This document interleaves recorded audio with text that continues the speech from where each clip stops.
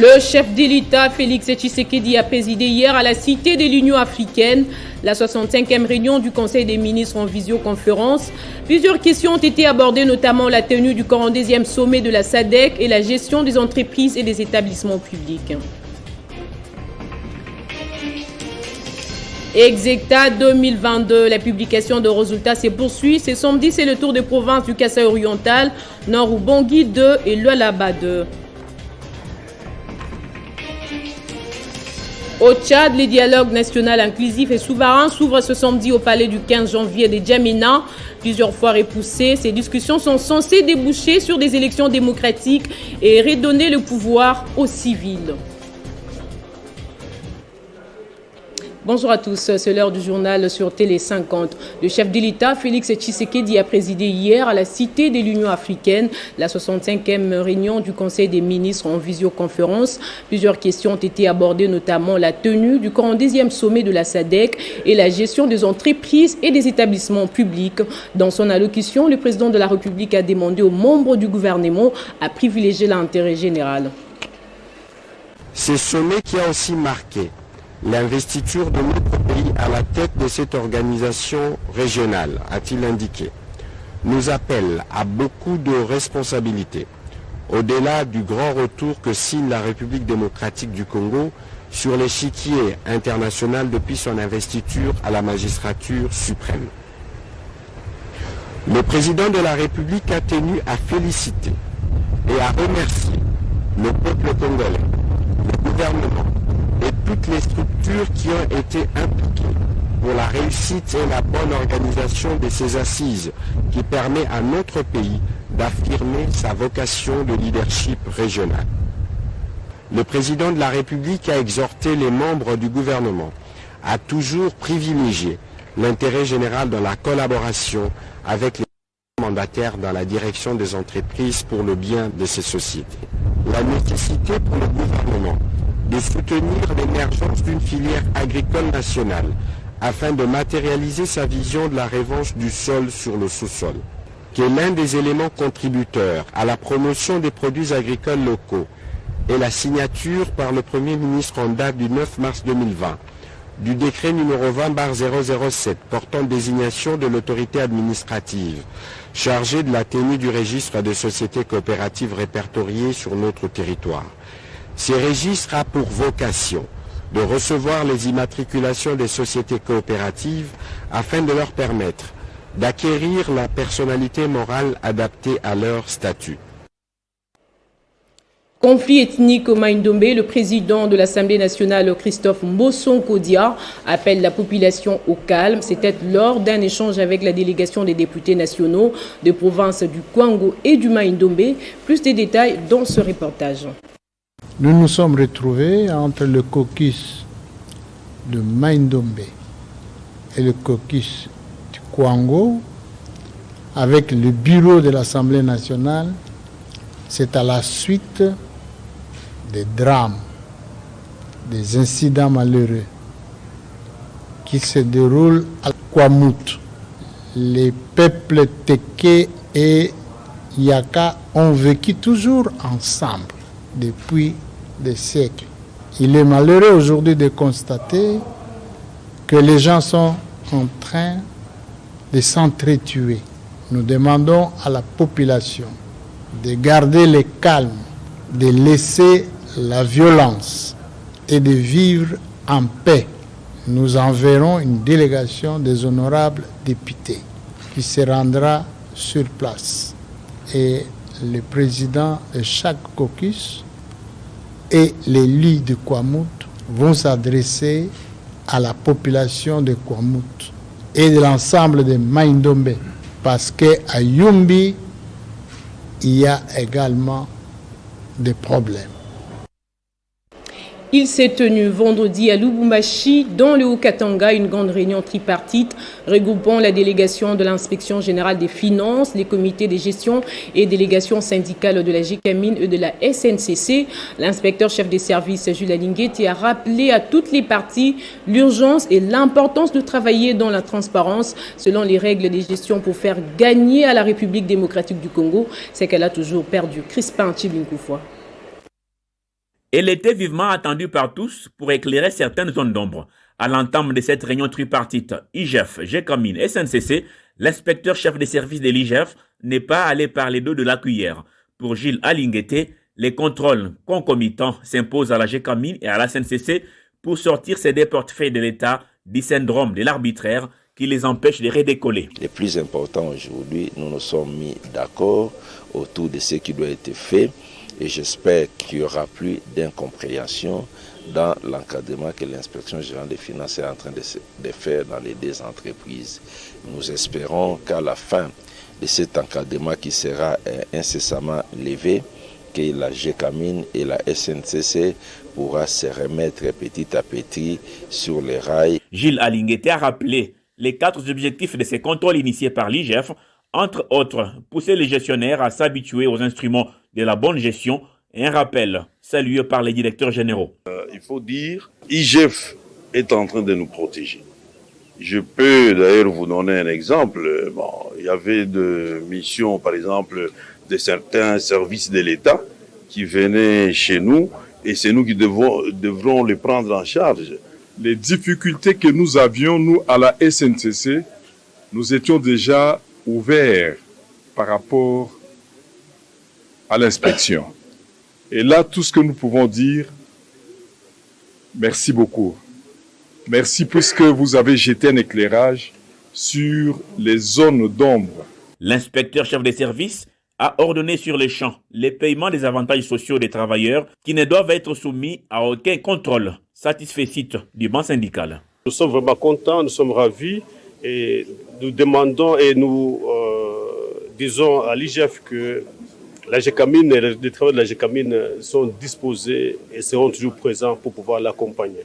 Les inspecteurs de l'IGF en mission dans ces deux entreprises ne regagneront Kinshasa que si toutes les règles de gestion seront respectées, a dit Gilles Alinguete avant d'exhorter ceux qui sont aux commandes d'être des bons gestionnaires. Les générations futures leur seront reconnaissantes et c'est aussi pour le bien de tous. Les désordres délibérément entretenus dans les entreprises publiques font perdre des milliards chaque année à l'État congolais. Un discours magistral applaudi par toute l'assistance. Exita 2022, la publication se poursuit après ceux de Lubumbashi, Kisangani et dans la province éducationnelle du Sud Kivu 2. C'est le tour des finalistes de province éducationnelle du Nord Bangui 2, Kasai Oriental 1 et Lualaba 2 de connaître leurs résultats ce samedi 20 août 2022. Dans un communiqué, le ministre de l'IPST, Tony Mwaba, a même dévoilé les noms des meilleurs lauréats dans 2 de ces 3 provinces éducationnelles. Il s'agit de l'élève Moulanga Deborah pour les Kasai Oriental 1 et Chilembe Émile pour le Lualaba 2. À Kalemi, hausse des prix d'un sac de ciment qui s'est vendu jadis à 27 000 francs. C'est négocié actuellement à 35 000 francs. Plusieurs chantiers de cette ville sont à l'arrêt suite à cette situation. Et Fwazi Kaimbe nous en dit plus. Le sac de ciment qui s'est vendu à 27 500 francs s'est négocié actuellement à 35 000 francs, voire plus à certains endroits dans les Tanganyika, à Kalemi, et la hausse est revue à 45%. Le président provincial de la Fédération des entreprises du Congo au Tanganyika, Jules Moulier, a attribué vendredi 19 août cette situation à spéculation due à la rareté de produits sur le marché. Il a ainsi expliqué cette rareté par l'introduction de la taxe de l'hygiène aux frontières. Depuis, la plupart des opérateurs économiques se résignent à importer le ciment. Au centre de Kalemi, par exemple, la plupart des principaux dépôts du ciment sont fermés depuis quelques jours par manque de marchandises. Plusieurs chantiers de Kalemi sont à l'arrêt par manque de ciment. La plupart se débrouillent pour trouver les ciments dans certains chantiers où les responsables ont encore les stocks. Surpris que le ciment de Kabimba produit localement n'aide pas. Ici, de noter que les ciments qui inondent le marché de Kalemi est importé essentiellement de la Tanzanie, celui produit localement du côté de Kabimba et encore en petite quantité. Rendons-nous dans la province du Kwilu pour parler de cet accident de circulation sur la route nationale numéro 1 au PK 421 à Mosango, dans les territoires des Massi Manimba. Un bus de la compagnie Cité à Cité, marque Tata, venant de Kinshasa pour Kikwit, a fait 4 blessés graves sur 45 passagers qui étaient au bord de ces bus. 0 décès. Ils sont acheminés plutôt à l'hôpital général des références de Mosango. Toujours au Kwilu, il s'est tenu une table ronde socio-économique de jeunes pour le développement. Plusieurs jeunes ont pris part à cette grande rencontre dans les territoires des Massi Manimba afin de booster le développement de cette province. Laurent Batumona poursuit sa croisade d'armement patriotique. Après Kinshasa, le président du mouvement de solidarité pour le changement s'est rendu au Congo central, notamment à Mbanza-Ngungu et Luozi, en vue d'expliquer et de sensibiliser la population à apporter leur soutien au FARDC. Gardien du temple, Laurent Batumona ne lâche pas. Après Kalamu, Massina, Bumbu, Limete et Mongafula, Laurent Batumona a entamé sa croisade d'armement patriotique en province. Et pour ce faire, c'est les Congo central qui accueillent la flamme du mouvement de solidarité pour le changement devant des milliers de militants. Et pour ce faire, c'est les Congo central qui accueillent la flamme du mouvement de solidarité pour le changement devant des milliers de militants. Laurent Batumona n'a eu qu'un seul message, le soutien au FARDC et à son commandant suprême Félix Tshisekedi, à la population de l'Est meurtrie par la guerre. Dans son speech, Batumona appelle le jeune diplômé à intégrer l'armée pour renforcer l'effectif militaire pour venir à bout de l'ennemi soutenu par le Rwanda. Évoquant la question des élections, Laurent Batumona appelle les uns et les autres à s'enrôler pour obtenir la carte d'électeur, gage de participation aux élections de 2023.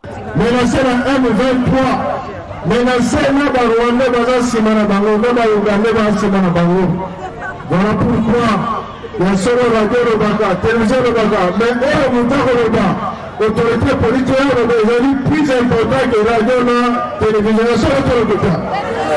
Cette campagne se poursuivra au Kasaï, dans la région orientale, à l'espace Grand Katanga et dans le Grand Bandundu. La fin du mois de juillet a été très mouvementée au siège national de Congo Uni, où le président national et initiateur de cette formation politique qui prône les changements des mentalités avec une ferme croyance au développement de la République démocratique du Congo, Maître Faustin Kaziteriko Kenda avait convié l'échantillon de 2000 cadres à une matinée politique pour une nouvelle marche à suivre pour un avenir éclairé du parti, cela après avoir gagné le pari de l'implantation du dit parti sur le plan national. C'est une démonstration de force du parti Congo Uni. Nous sommes dans le quartier Matongé où le siège de ce parti cher à Kaziteriko Kenda a refoulé du monde. Je suis cadre de Congo Uni. Ici, c'est un échantillon de 2000 cadres de ce parti qui sont venus pour une campagne de sensibilisation sur les enjeux politiques de l'heure. L'objet de la réunion, c'était quoi? C'était juste communiquer aux cadres les orientations à suivre pour la bonne marche du parti. La médiatisation de l'intérêt général du peuple, qui est son cheval de bataille, passe par les élections 2023. Le leader de Congo Uni salue les mesures de la CENI.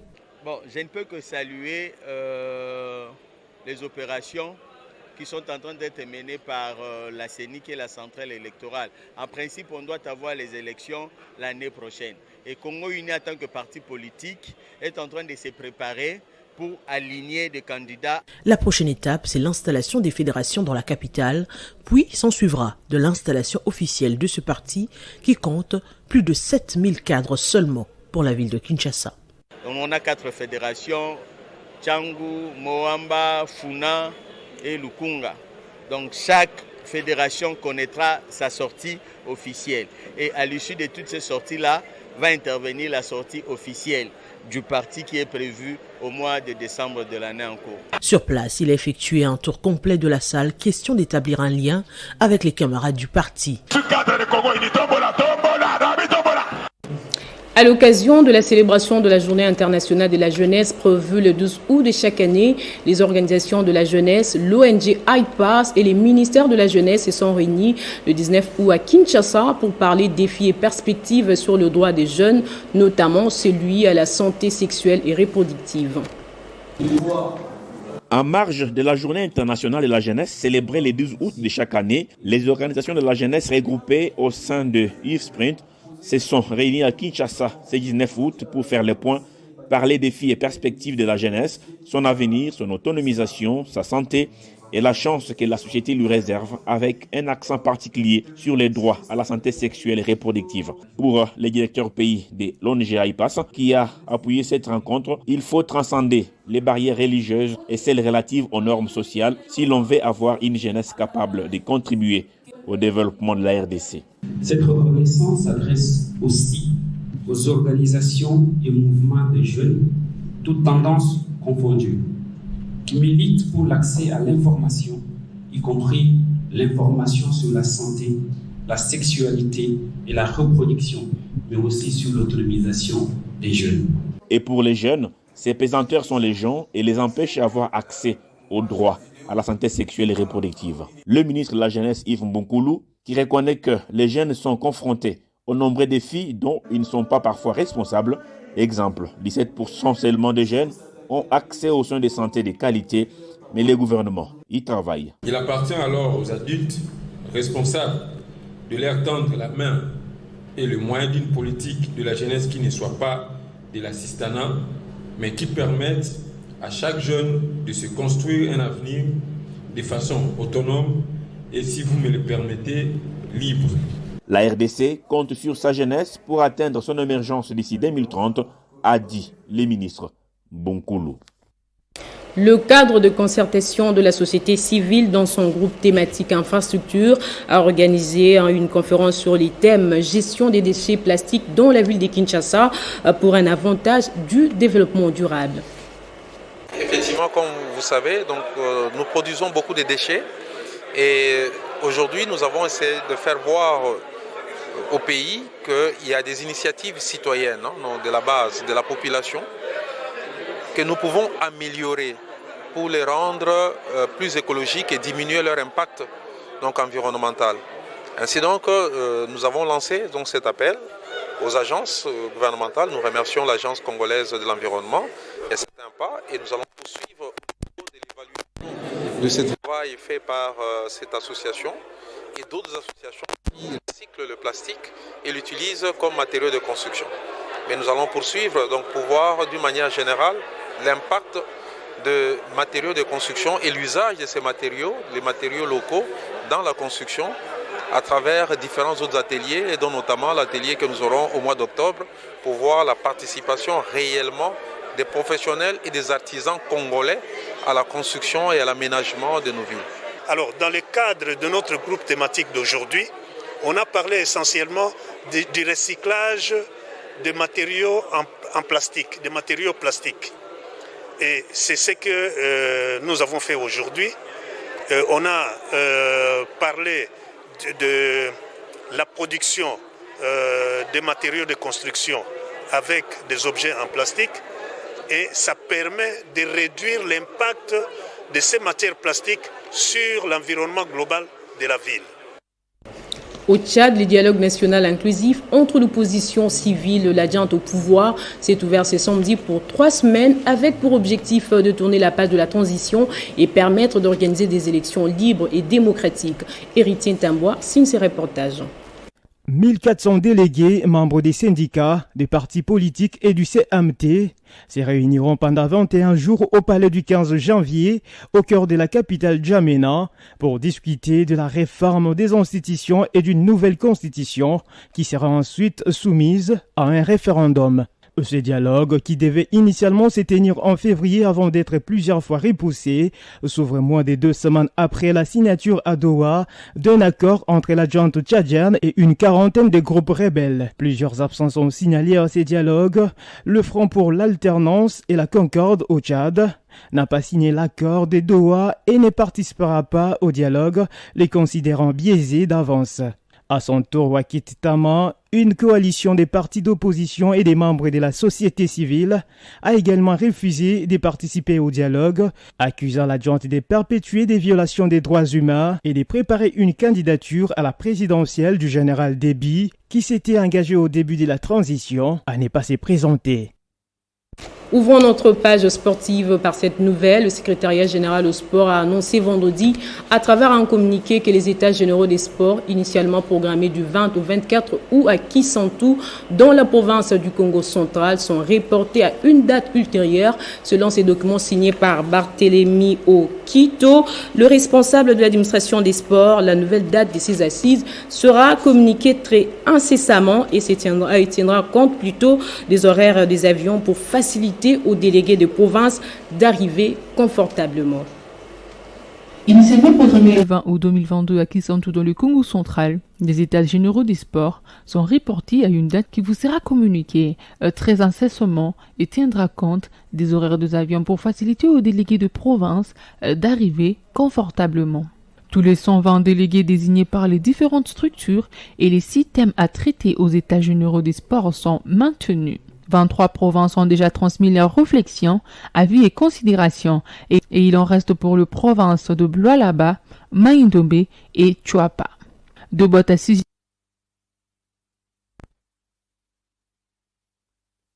Le groupe des Léopards A' de la République démocratique du Congo affiche complet après l'arrivée ce vendredi dans la soirée de tous les joueurs attendus à 8 jours de l'acte 1 de la double confrontation RDC-Tchad qualificative au 7e CHAN algérien.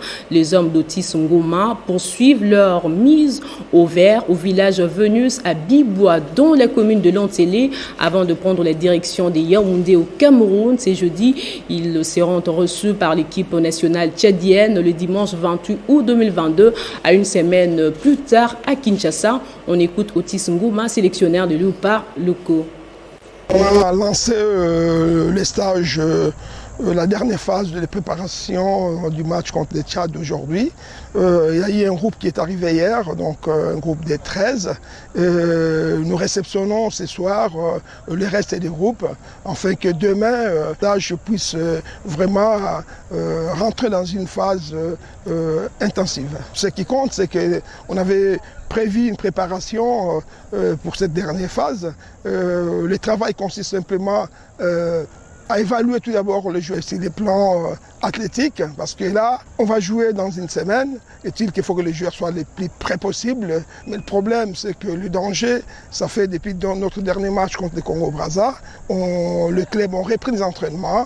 Ils ont repris les entraînements, mais n'ont pas repris la compétition. Donc nous, dans une semaine, on est obligé de mettre nos joueurs dans une phase de pré-compétition, afin que ces garçons-là puissent avoir 1 ou 2 matchs amicaux dans les jambes, afin qu'on ne puisse pas subir le même problème qu'on a eu à Brazzaville par manque de rythme. Donc c'est à nous maintenant de voir comment est-ce qu'on peut aménager ces garçons-là, quel genre de travail pourront nous mettre en place afin d'avoir une équipe homogène, que cette équipe puisse arriver à tenir intensivement des 90 minutes de jeu, à travailler à base de jeu de position, à travailler à base d'opposition, de jeu qui consisterait à ce que l'équipe puisse avoir un rythme assez conséquent. Place au rappel des titres à présent. Le chef de l'État, Félix Tshisekedi, a présidé à la Cité de l'Union africaine la 65e réunion du Conseil des ministres en visioconférence. Plusieurs questions ont été abordées, notamment la tenue du 42e sommet de la SADC et la gestion des entreprises et des établissements publics. Exeta 2022, la publication de résultats se poursuit. Ce samedi, c'est le tour des provinces du Kasaï oriental, Nord-Bangui 2 et Lualaba 2. Au Tchad, le dialogue national inclusif et souverain s'ouvre ce samedi au palais du 15 janvier de Djamina. Plusieurs fois repoussées, ces discussions sont censées déboucher sur des élections démocratiques et redonner les pouvoirs aux civils. Ce journal est terminé. Merci de votre attention. Excellent week-end à tous. Restez branchés sur Télé 50.